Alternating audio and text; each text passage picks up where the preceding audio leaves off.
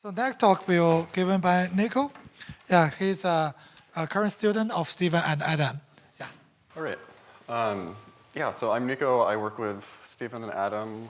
And first off, I just want to give thanks to Stephen for giving us a reason to be here, and Lijan and Lena for all your work organizing, and Christine for doing so much to make this happen. And so today I'm just going to be giving an overview of some of the work that I do with Stephen and Adam on ML with provable guarantees for energy and sustainability. So we all know that AI and machine learning achieve state-of-the-art performance in many domains, like game playing, data center cooling, and even energy systems. But there's one major problem with deploying these to high-impact, constrained problem domains, and that's that they don't come with guarantees. So we've all probably seen examples where adversarial attacks can cause classifiers to misclassify a dog as an ostrich. And this is less funny when we're deploying to applications like self-driving cars, where if you have a car that's going to turn left, but you make its image a little bit darker, it might turn right and go off a cliff. And this is problematic if we want to deploy to applications in energy systems, because the downsides can be pretty big. So we don't really want to be causing blackouts. And so one of the big motivating questions for my research with Stephen and Adam is asking the question, can we take advantage of AI and machine learning performance while also having some sort of provable worst-case guarantees? And I also think about questions in dealing with uncertainty and risk and distribution shift, but today I'm just going to give two little motifs on answers where we can say yes for metrical task systems applied to generation operation, and also a contingency analysis related classification problem. So I'm going to try to speed through this, but I might not have enough time, but I'll do my best. So the first problem is learning augmented metrical task systems. And so this is sort of building on what Adam talked about yesterday with data center operation and all of the work on SOCO, or online optimization with switching costs. But the basic setup is you have some adversary that at every time step hands you some cost function, and then you have to respond to that cost function with a decision, xt, and then the cost that you pay is the sum of your hitting cost on that cost function, as well as some cost of switching from your previous decision. And at the end of the day, you pay your total cost of hitting and switching, and this problem is also known in the theoretical computer science literature as metrical task systems. And the typical performance objective is to design algorithms that have a small competitive ratio, so minimizing your worst case ratio in cost compared to the offline optimal that knows all of the cost functions in advance. And this problem setting has tons of applications, many of which some of you have worked on, including data center operation, electricity generation, networking, video streaming, control, and so on. And the particular question that we're asking is sort of motivated by this observation that traditional algorithms for MTS and online optimization are oriented toward the worst case. So they're very pessimistic, and their performance bounds depend on something like the cardinality or dimension of the decision space. But on the other hand, in many real-world applications, we have tons of data. We can train a machine learning algorithm to use that data to perform better in practice. So we consider a problem setup where we have some black box machine learned advice algorithm that at every time step is giving us a recommendation of the decision we should take. And so really what we're trying to do here is bridge the gap between machine learned advice, which might have good average case performance but doesn't have any worst case guarantees, and traditional robust or competitive algorithms where they have good worst case guarantees but might not perform that well on average. And so our goal is to design what are called robust and consistent algorithms, which can bridge the gap between these two regimes. And specifically, we want to design meta-algorithms that are able to achieve what's called consistency, or some sort of competitive guarantee relative to a black box ML advice algorithm, as well as robustness, which is some sort of competitive guarantee relative to, your favorite traditional competitive algorithm. And in general, these trade-offs, you'll have to sort of select how closely you want to follow the ML, and that'll give you some sort of worst-case guarantee. And there's been a lot of recent interest in the literature designing algorithms with these sorts of guarantees, called algorithms with predictions or learning augmented algorithms. There's been 200 papers on this since 2017 in lots of different problem domains, and this website compiles a lot of them. But so our algorithm is for general metrical task systems, and I'm not really going to go into details too much, but the idea is that it's a meta-algorithm. You have some black box ML algorithm, you have your favorite traditional competitive algorithm, and then you basically assign a probability to the decisions made by either one, and then update the probability over time in order to carefully balance performance relative to one or the other. And we can prove a performance bound saying that for any metrical task system, any epsilon that you choose, you could be 1 plus epsilon consistent, so 1 plus epsilon competitive relative to your ML. And in exchange, you get some sort of robustness guarantee that is exponential in 1 over epsilon. So you might look at this and say, okay, this isn't a very good trade-off. It's sort of 1 plus epsilon and you're close to the ML, but it exposes you to a lot of downside risk, this sort of exponential trade-off. But it turns out that this trade-off is necessary. So we have a matching lower bound showing that in the worst case, this is the best possible guarantee that you can obtain. Now that being said, if you make additional assumptions, you can do better, but I won't get into that. And so some applications that we've done with these styles of algorithms include cogeneration operation. So thinking about operating gas power plants that are producing electricity and steam for local heating.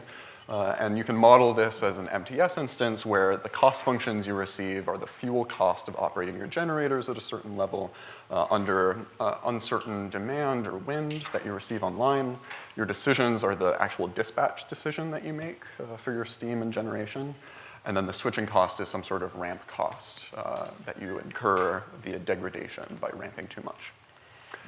And we can show that basically in the low distribution shift regime where ML performs really well, our Dart approach is able to match that ML performance. But then as distribution shift increases and ML performance degrades, Dart is able to essentially smoothly transition between ML and the sort of standard robust performance.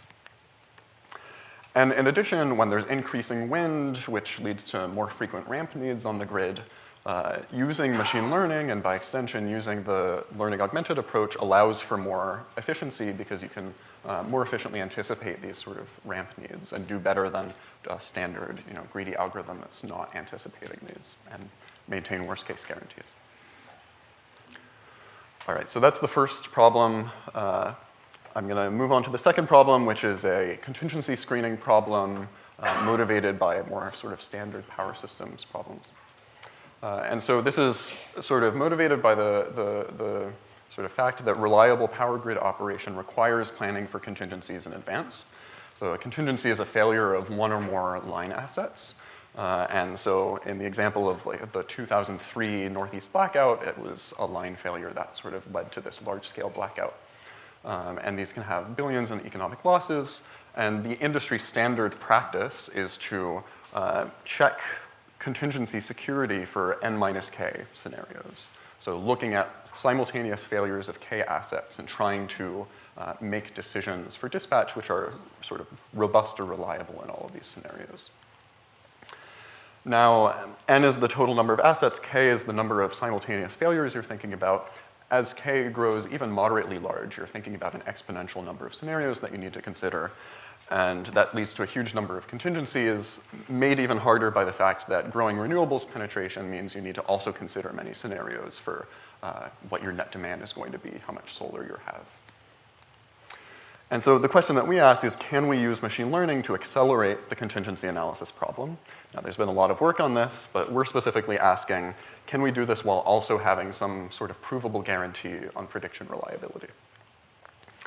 And just as a background of DC power flow, many of you probably know this already, but system operators will choose generator dispatches by solving the DC power flow problem where they're minimizing some cost subject to net injection limits on their dispatch decision, power or supply demand balance, as well as line flow limits. So the bus injections will map to line flows under some linear map in the linearized DC assumption H. So this map depends on the network structure. And so for contingency analysis, basically the system operator will solve for power injections on the nominal network, the original network, and obtain some injection P. But then if a contingency occurs and one or k lines fail, the network topology will change. And so the map from injections to line flows will change to some alternative H prime. And that leads to loads redistributing. So in this figure, you can see if this line is taken out, then all of the loads on the network will substantially redistribute. And so in contingency analysis, we're asking the question, under this redistribution, are the line flow limits still feasible? Or are the line power flows between their minimum and maximum bounds? And this is important because if they're not, then that can lead to further lines failing and cascading failures. So we think about a bit of a simplified problem here, where we're asking, given a particular injection P, is it feasible for all of the contingencies in some set C? So we're asking if P is in the set defined as the intersection of all of these line flow limit feasibilities. And we call this the feasible polytope. And this is still hard because you, in the worst case, need to check all of these individual contingencies. So if you're dealing with n minus k contingency analysis, it's still exponential in k. But if you think about this as a classification problem where you're trying to predict 0 if the dispatch is actually in this feasible set and 1 otherwise, then assuming that the polytope isn't too complicated, you might imagine you can use machine learning to try to speed up contingency analysis instead of doing this exhaustive checking. So geometrically, we have a picture where the feasible set is some sort of convex polytope. And we might train a neural network model using standard classification approaches to try to approximate this feasible polytope. But there's one problem with following this approach, and it's that standard machine learning approaches will typically yield predicted feasible sets, which are non-convex. And this is a problem in particular because that means that we can't really efficiently find false positives or false negatives. And false negatives are particularly bad because that basically means the model is predicting a dispatch to be feasible when it's not. And that's the sort of scenario that could lead to a blackout and cascading failures. So the question really is, how can we train a classifier where we have provably 0 false negative rate, but also it's somehow useful for predicting contingency feasibility? So we want small false positive rate and 0 false negative rate. And the approach that we take is using a nice construction from the machine learning literature called input convex neural networks. This is basically a way of parametrizing arbitrary convex functions in a way that's very similar in structure to neural networks. And we can use these to parameterize a convex and polyhedral feasible predicted region. And then once we have this predicted feasible region, there are some classic results from the literature that say that the containment problem, so seeing if the predicted feasible region is in the true feasible region, that reduces to solving a collection of linear programs. And so this is a very classic result, but it basically gives us a way of knowing whether we are going to have any false negatives. And moreover, we can use these same techniques to then transform the neural network weights, so the input convex neural network weights, in order to get a classifier with provably 0 false negative rate. So geometrically, what this looks like is you have some true feasible region, you have the ICNN predicted feasible region, they're both convex polytopes, and if you just homogeneously scale the ICNN's predicted feasible region down, then you have 0 false negative rate. Now, it's worth noting that scaling might increase the false positive rate, so you might be overly conservative as a result. But it's better to be overly conservative than to sort of predict feasibility when you're not. And in general, we sort of get pretty good false positive rate. And in addition, there's a version of this using semi-definite programming that sort of uses the observation that you might not need to scale all dimensions of the ICNN symmetrically. So you might be able to scale different dimensions to a different extent. And this can lead to better performance as well. All right, so I'm not going to spend too long because I think I'm over time, but we are doing experiments. This is just some initial experiments on a very small system, n-2 contingency analysis. You train the ICNNs using a standard classification loss, and then scale them using this sort of convex optimization-based approach.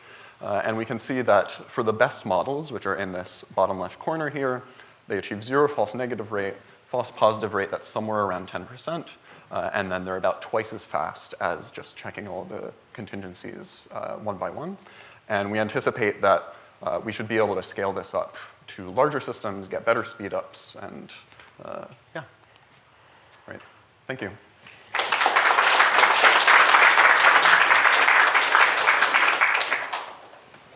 Question about the second problem. Sure. So, we thought about instead of dilating polytopes by using a general affine transformation. So checking if an affine transformation of a polytope is contained in another polytope, if they're both Right, in half-space. right. So yeah, that is one generalization that we can do. So instead of picking a point and then contracting, you can optimize over affine transformations like in the semi-definite form. You're sort of scaling each dimension individually. But that's actually LP representative to me. Is it? Yeah. Okay. We should talk offline. Yeah. Thanks.